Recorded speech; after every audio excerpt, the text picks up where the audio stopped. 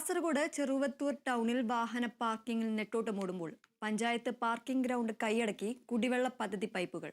ഒരു വർഷത്തിലേറെയായി പൈപ്പുകൾക്ക് മുകളിൽ കാട് മൂടിക്കിടക്കുകയാണ് സ്ഥലം. 2017-18 വാർഷിക പദ്ധതിയിൽ ഉൾപ്പെടുത്തിയാണ് ചെറുവത്തൂർ ഗ്രാമപഞ്ചായത്ത് പാർക്കിംഗ് ഏരിയ ഒരുക്കിയത്.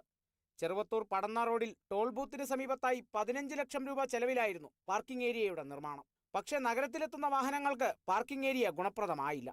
ടൗണിൽ നിന്നും അല്പം മാറി സ്ഥിതി ചെയ്യുന്നതിനാൽ പേ പാർക്കിംഗ് സൗകര്യങ്ങൾ ജനങ്ങൾ വേണ്ട പോലെ ഉപയോഗപ്പെടുത്തിയില്ല. അതിനിടെയാണ് വിവിധ വാർഡുകളിലേക്കുള്ള ജലവിതരണ പദ്ധതിയുടെ പൈപ്പുകൾ പാർക്കിംഗ് ഏരിയയിൽ ഇറക്കി വെച്ചത്.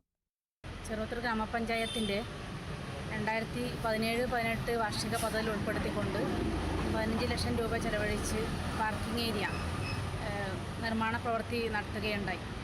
ചെറുവത്തൂരിനെ സംബന്ധിച്ചിടത്തോളം ഏറ്റവും വലിയ ഒരു പ്രശ്നമാണ് പാർക്കിംഗ് ഏരിയ ഇല്ലാത്തത്. അതുകൊണ്ട് തന്നെയാണ് ഈ വർഷം നമ്മൾ 2017-18 പാർക്കിംഗ് ഏരിയ നിർമ്മാണ പ്രവൃത്തി ആരംഭിച്ചതും അതിൻ്റെ പൂർത്തീകരണത്തിലെത്തിയത്. പക്ഷേ പലപ്പോഴായിട്ട് നമ്മുടെ ടൗണും ഒരു ഏരിയയും ഒരുപാട് ദൂരം വന്നതുകൊണ്ട് തന്നെ പറയുന്ന വാഹനങ്ങൾ പാർക്ക് ചെയ്യാതെ വരികയും അത് ഉപയോഗശൂന്യമായി കിടക്കുന്നൊരവസ്ഥ വരികയുണ്ടായി.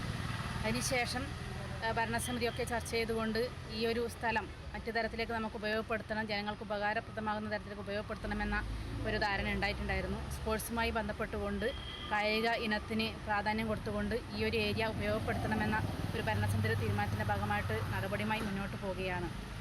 ഒരു വർഷത്തിലേറെയായി ആൾപെരുമാറ്റമില്ലാത്ത പാർക്കിംഗ് ഏരിയ ആകെ കാടുമൂടി കിടക്കുകയാണ്. ഈ സ്ഥലത്ത് ഓപ്പൺ ജിംനേഷ്യമോ ഷട്ടിൽ കോർട്ടോ നിർമ്മിക്കാനാണ് ഗ്രാമപഞ്ചായത്ത് ഇപ്പോൾ ആലോചിക്കുന്നത്.